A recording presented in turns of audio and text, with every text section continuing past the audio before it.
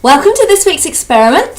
This week we're going to be playing around with something called the energy surprise, and it's actually based on an experiment by a woman called Pam Grout, who wrote the book E Squared, or E2 if you're typing it into Amazon.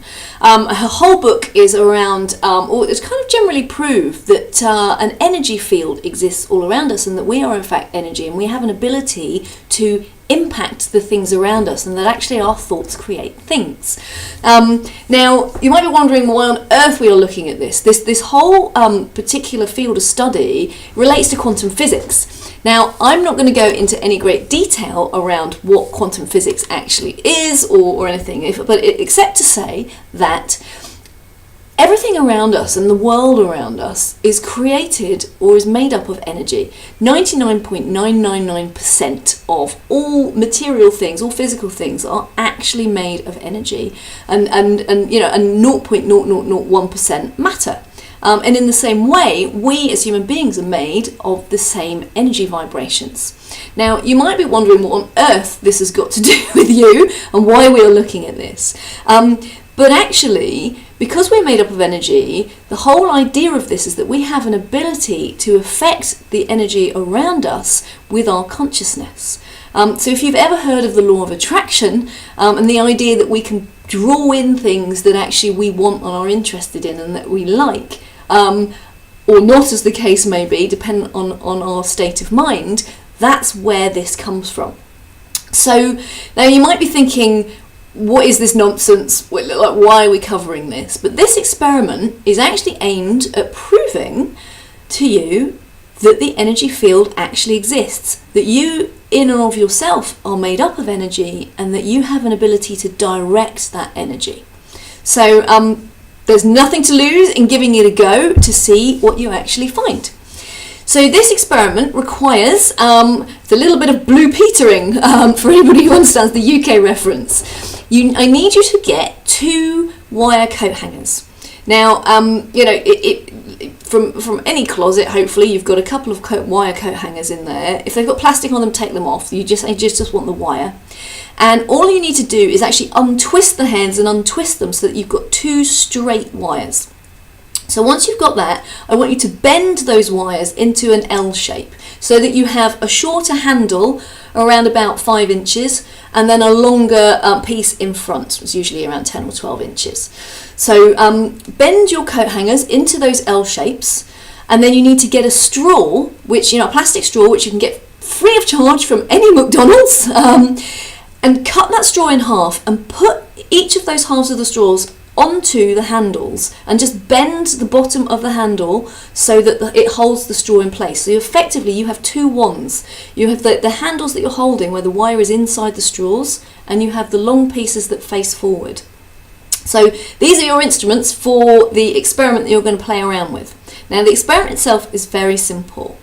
All you need to do is stand up, hold the wands about chest height in front of you, about 10 inches from your body. Now, at first they're going to waver around and flip and flop, and just allow them to do their thing, and just give them a moment and allow them to settle so that you end up with them facing forward in front of you.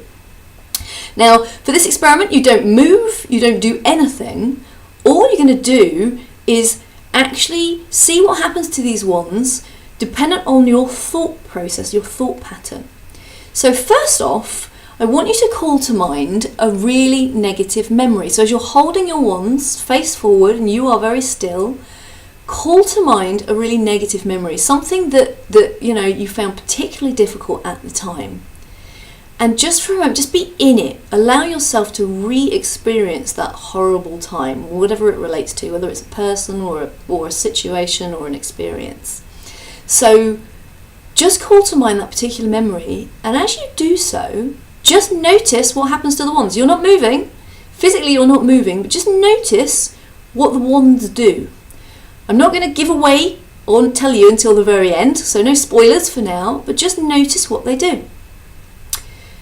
When you finish with that, bring the wands back to the front, to face the front. Again, chest height, 10 inches or so in front of your body. Stay very still again. This time call to mind a really positive memory, something that made you feel really good, made you feel wonderful. and put yourself right back in it and allow yourself to re-experience that memory. And so as you breathe into it and you just think about that memory, again, without moving, just notice what happens to your wands. Notice if they move. Don't try and move them, just literally see what happens. So take some time, play around with that one, and then finally, bring the wands back to the front again, settle them down. Again, chest height, 10 inches in front of you. And this time, keep your eyes and keep your head faced forward. And then I want you to focus, without moving your body or your head, turn your focus to something, to an object that's either on your far right or far left.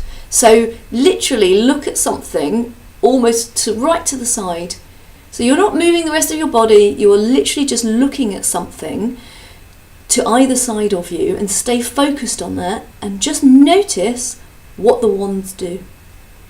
So this is all is a noticing experiment. So have a go at those 3 things, play around with them, and then pause it here. And I'm now going to reveal the spoiler to let you know what typically happens. So if you haven't had a go yet, press pause. So what tends to happen when you're focused and you're thinking about a negative memory is you're holding the wands. Although you're not moving, what tends to happen is that the wands move inwards, so that their tips actually touch, or sometimes even cross over. And that's you actually closing down and impacting with a low vibration energy, because the negative feelings and emotions you're feeling, actually closing the energy field down in front of you. Again, when you think about a positive memory, what typically happens is that the wands very gently open up and move to open on both sides. Again, this time you are affecting your energy field with high vibration, with the positive emotions and feelings you're feeling, so that you are opening the energy field up in front of you. And then lastly, when you are focused and you turn your attention to something either side of you, typically what happens is that the wands follow your attention. So as you're looking at something, without you even moving, the wands, you are directing your energy to the thing you are focusing on. Now, the reason that this is interesting and important is that if this energy field exists, and you have proved that it does because the wands move without you actually moving them, and that you actually prove that you can direct your energy, imagine if you actually used that and practiced that to create that law of attraction, to actually draw into your life more of the things that you actually want and that feel good, and ultimately manifest the things that you really, really want to happen. That's the whole point of this. We'll be doing other experiments along these lines to test different things out as we go, but this is just the starting one to prove it actually exists, that you are energy and that you have an ability to direct your energy. Hopefully you've proved to yourself that the law of attraction really does exist, which is a great starting point for other experiments we'll be doing. But have a go, see what happens for you, test it out for yourself.